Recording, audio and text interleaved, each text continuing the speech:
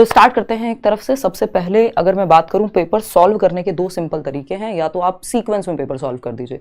Sequence में कैसे, जैसे ये दिया हुआ है कि पेपर 1 के लिए CDP आएगा, फिर EVS आएगा, फिर मैथ्स आएगा, फिर लैंग्वेज 1, लैंग्वेज 2, और पेपर 2 के लिए पहले CDP है, फिर SST या साइंस मैथ्स जो भी आपने लिया है, फिर दोनों लैंग्वेजेस आती हैं। तो या तो आप पेपर को सीक्वेंस में सॉल्व करें। अगर मैं बात करूं, एक तरीका ये हो गया, नहीं तो जो मेरा बेस्ट तरीका रहता है वो है पहले आप CDP सॉल्व करें पेपर में, क्योंकि फ्रेश माइंड से जब आप गए हैं तो आपका दिमाग CDP में लगना चाहिए, और आपने पढ़ाई भी CDP की बहुत की हुई होती है। और जिसको CDP नहीं आता उसको वैसे भी पेपर में क्या ही आएगा, मतलब आप सीटेट का एग्जाम तो क्या ही निकाल पाएंगे अगर पेडागोजी ही हमें नहीं पता थोड़ी बहुत भी। तो इससे बचना नहीं है, सबसे पहले इसी को सॉल्व करना है।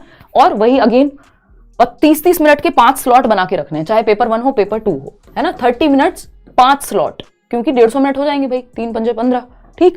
तो अब 30 मिनट में आपने पहला सेक्शन सॉल्व किया, 25 मिनट में और 5 मिनट में OMR भर ली, तभी के तभी, बाद के लिए नहीं छोड़ना। हद से हद 2 सेक्शन की एक साथ, बट मैं तो कहूंगी एक सेक्शन एक साथ ही OMR भरिए। फिर हम EVS पे ना जाके क्या कर लें, लैंग्वेज 1 और लैंग्वेज 2 पे चले जाएं, है ना। माइंड अभी फ्रेश है, एक ही सेक्शन किया है, इस लैंग्वेज 1 और लैंग्वेज 2 पे चले जाएं। 30-30 मिनट दे करके हम क्या कर लें, यहाँ पे इनको कंप्लीट कर लें, ठीक। क्योंकि लैंग्वेज में थोड़ा समय लगता है, लास्ट में जो लोग लैंग्वेज करते हैं उनका कई बार पैसे छूट जाएगा, कई बार, क्योंकि 4 पैसेज है वहां पे सॉल्व करने को। पेडागोजी है 30 नंबर की, 15-15 नंबर की दोनों में ही। तो ये आप अगर शुरुआत में कर लेंगे सेकंड नंबर पे और टाइम को मैनेज करते हुए करेंगे तो आपके लिए ईजी हो जाता है बाकी का जो पार्ट है। बाकी आपकी मर्जी है, सीक्वेंस में भी कर सकते हो, उसमें भी कोई तकलीफ नहीं है, ठीक। तो फिर आपने लैंग्वेज निपटा ली, वैसे ही 30 मिनट में किया। 30 मिनट से ज्यादा, जैसी घड़ी देखते रहिए, सामने घड़ी होगी, टीचर के पास होगी, 30 मिनट से ज्यादा किसी भी सेक्शन को देने नहीं है ना।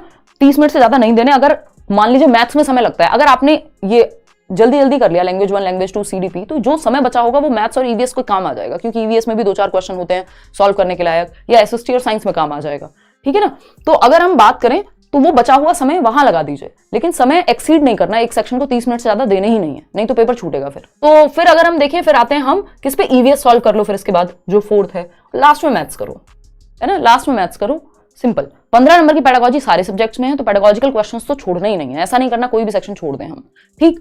तो सेम बात यहां पे रहेगी कि आपने SST या साइंस एंड मैथ्स आप बाद में भी चूज कर सकते हो, पहले CDP किया, बाद में आपने ये मतलब सेकंड नंबर पे लैंग्वेज की, और फिर जाके अपने सब्जेक्ट पे गए, 30-30 क्वेश्चन में बांट लीजिए और निपटा दीजिए मामले को। OMR की अगर हम बात कर रहे हैं तो OMR शीट आपके सामने, आप ये ध्यान से भरिएगा, ये जो रोल नंबर होता है बहुत जरूरी है, क्योंकि अगर इसमें आपकी गलती हुई तो कॉपी आपकी चेक नहीं होगी और कोई भी ठीक करा नहीं पाएगा उस चीज को। तो ध्यान से देखना है भैया, 1 लिखा है तो 1 पे ही आप सर्कल करें, है ना, इतना तो आप रख भी लेंगे ध्यान। बुकलेट नंबर और सेंटर नंबर वगैरह वहां होता ही है आपका, लैंग्वेज कोड वगैरह सब ध्यान से भरेंगे। ये 30-30 के जो है सेक्शन में बटे हुए रहते हैं क्वेश्चंस आपके, देखना यहाँ पे।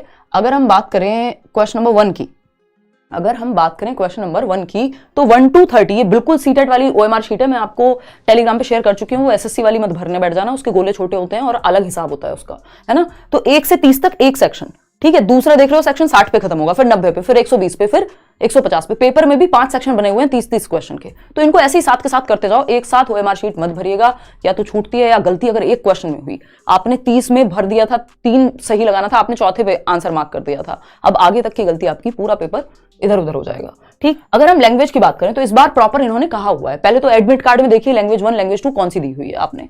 अगर हिंदी सेलेक्ट की है लैंग्वेज 1, तो आपको पेपर में जो भी लैंग्वेज 2 लिया आपने, मान लीजिए जैसे यहां पे इन्होंने लिखा हुआ है, candidate should answer questions from the following part only if they have opted for Hindi as language 2। तो जिन्होंने लैंग्वेज 2 लिया है हिंदी को, वो ही ये वाला पार्ट सॉल्व करेंगे जो आगे क्वेश्चंस हैं। तो ये पहले नहीं हुआ करता था, इसलिए बहुत गलतियां होती थी लोगों की, पूरा पूरा पेपर बर्बाद चला जाता था, है ना, क्योंकि एंड में फिर ना तो आपके पास एक बार गलत गोले भर दिए आपने तो हो गया काम। तो लैंग्वेज 2 वाला पार्ट अगर आपने हिंदी लिया है तो हिंदी को चूज करें, ठीक। नहीं तो एक सिंपल तरीका होता है इसका, अगर आपने इंग्लिश को लैंग्वेज 1 लिया है तो आप लैंग्वेज 1 वाली इंग्लिश सॉल्व करें, यानी 4 जगह पे आपको लैंग्वेज मिलेगी, 2 जगह हिंदी होगी, 2 जगह इंग्लिश। अगर आपने लैंग्वेज 1 हिंदी ली है तो लैंग्वेज 2 इंग्लिश ये एज इट इज ट्रांसलेटेड दे रहे हैं आजकल, पिछले कई पेपर को अगर देखूं मैं तो जो हिंदी, जो लैंग्वेज 1 इंग्लिश का पेपर है सेम होता है हिंदी वाला भी। तो अगर किसी को ट्रांसलेशन में दिक्कत है तो वो वहां चेक कर सकते हो, अगर सेम है तो। इसकी गारंटी नहीं है कि वो अगली बार भी वैसे ही देंगे, बट देख लेना, तो ट्रांसलेटेड होते हैं वो। कई बार किसी का नाम है, अगर बच्चे का मान लो चेतन के बारे में लिखा हुआ है, तो उससे आइडिया लग जाएगा आपको। तो एक तो आपको ये ध्यान रखना है यहाँ पे कि अगर आपने जो भी लैंग्वेज 1 ली है, जो भी आपने लैंग्वेज 1 ली है, तो आंख बंद करके, ये तो फंडा हमेशा से काम करता है, लैंग्वेज 1 जो भी ली है उसके क्वेश्चन नंबर 91 से शुरू कीजिए, ठीक है। और जो भी लैंग्वेज 2 ली है आपने, उसका 121वें सवाल से शुरू कीजिए, सिंपल। क्योंकि आपको हिंदी मिलेगी दो जगह पे, एक जगह पे शुरू हो रही होगी क्वेश्चन नंबर 91 से, एक जगह पे शुरू हो रही होगी 121 से। हिंदी ही है दोनों जगह, बस नंबर अलग हो जाएगा। तो आपको ध्यान रखना है, अगर आपने जो भी लैंग्वेज 1 ली है, चाहे वो हिंदी हो इंग्लिश हो, वो हमेशा क्वेश्चन नंबर 91 से शुरू करो, और जो लैंग्वेज 2 ली है उसका 121वां सवाल से शुरू करो।